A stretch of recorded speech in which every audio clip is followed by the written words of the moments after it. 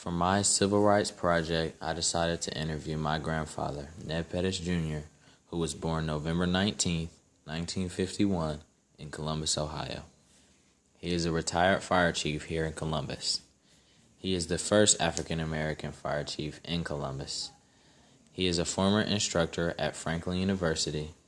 He is currently finishing his dissertation for his PhD and is scheduled to graduate January 16th of 2016. He has his bachelor's degree from Capital University and received it in 2001. He has his first master's degree from Central Michigan in 2006.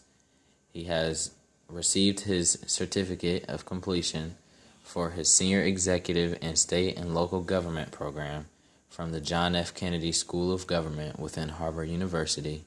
And finally, he has his second master's degree from Fielding Graduate University. Now we'll begin the questions.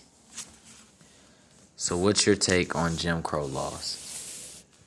Well, Jim Crow laws were laws of discrimination that basically separated whites and blacks. It prohibited interracial marriage, it promoted segregation, and it was oppressive in that it limited African Americans to living in certain neighborhoods, only allowed to go into certain restaurants and certain public places, and there were places that were labeled white only, black only. And so it was a discriminatory, oppressive practice, laws, and systems. All right.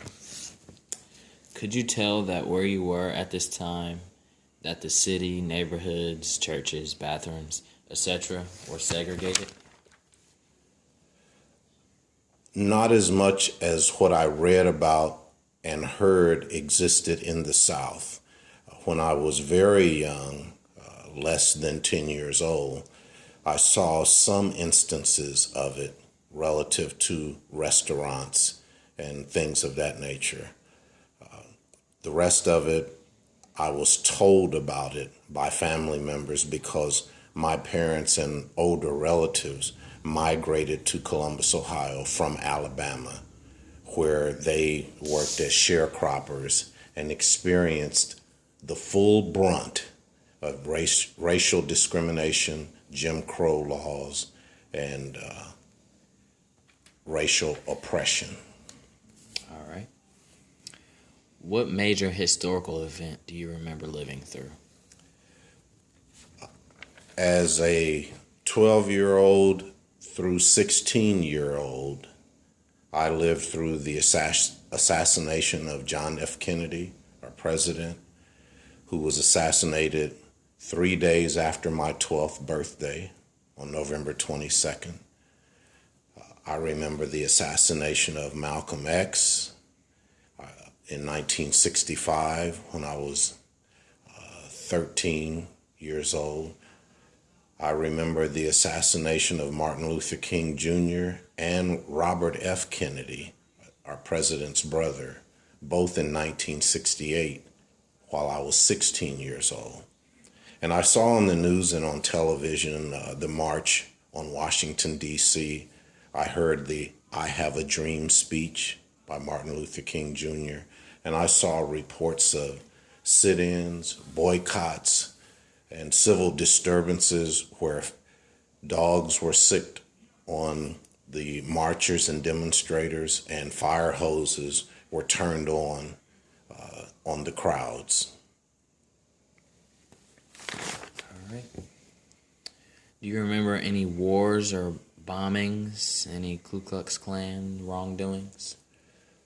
I remember seeing on the news reports on Ku Klux Klan activities and brutalization of African Americans, as well as reports of the Vietnam War.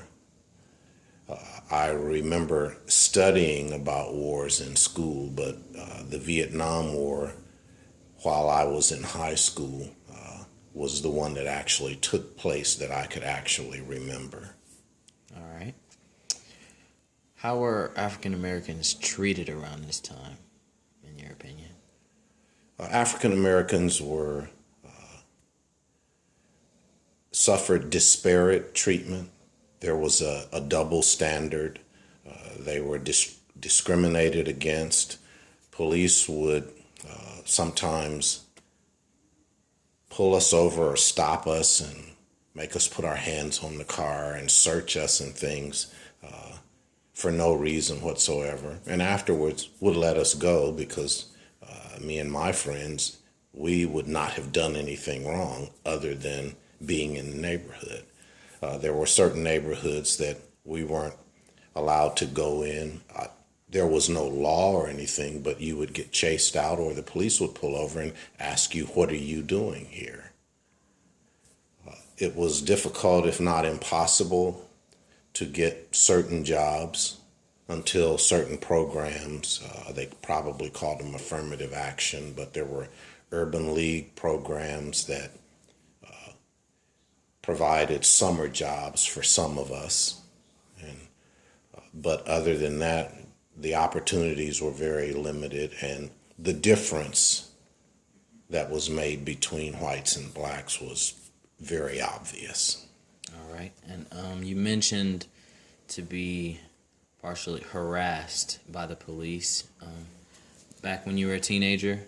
So to further go on to that topic, how did it affect your life and change your life other than that specific situation? Well, in addition to the police stopping us, we, as kids and as teenagers, we were more afraid of the police than we were of other dangers that existed. We were taught to steer clear of them.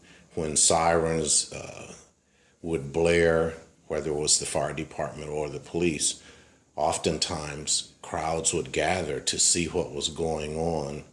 We were strongly encouraged to go the opposite way because we were subject to get in trouble or to be treated disparately or be accused of having done something wrong.